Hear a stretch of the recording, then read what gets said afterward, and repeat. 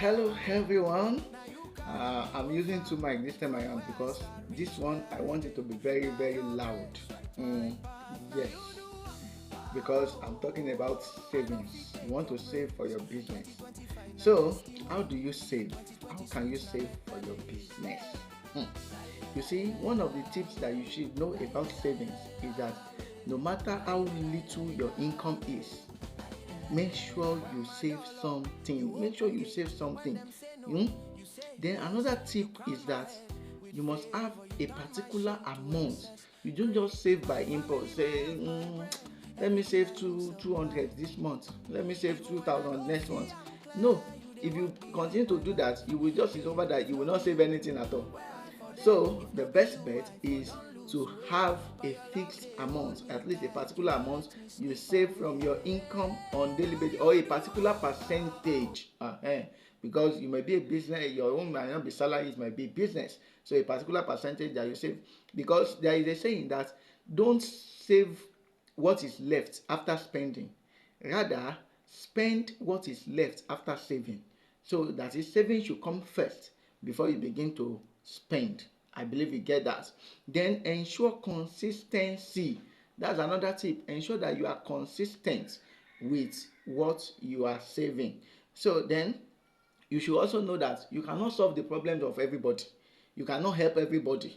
You can help people, but you cannot help everybody. So don't let helping people or the likes to tamper with your income, because by the time you save and you are able to start your business, then you can even help more people. I believe you get that. So don't just touch your savings anyhow. Ensure you save properly. So then, if you know that you are going to spend whatever you are saving, you know you don't trust yourself.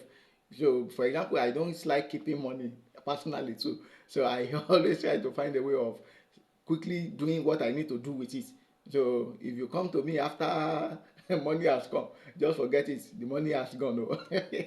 So I don't like keeping money, so I prefer using it to do whatever I want to do. So if you are somebody like me, that you know that you are going to spend it, then you need to save it somewhere that it will be difficult for you to access.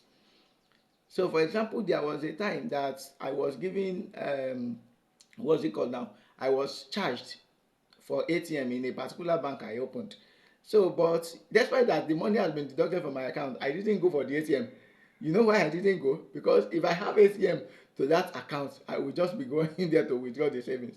So I didn't bother to go. So, and I was able to save some little amount in that account that time. So then another one was an account that you can, for you to, maybe you have to travel, get a form, before you can access it. So just find a means by which you can save, that the access will be kind of stressful for you to get.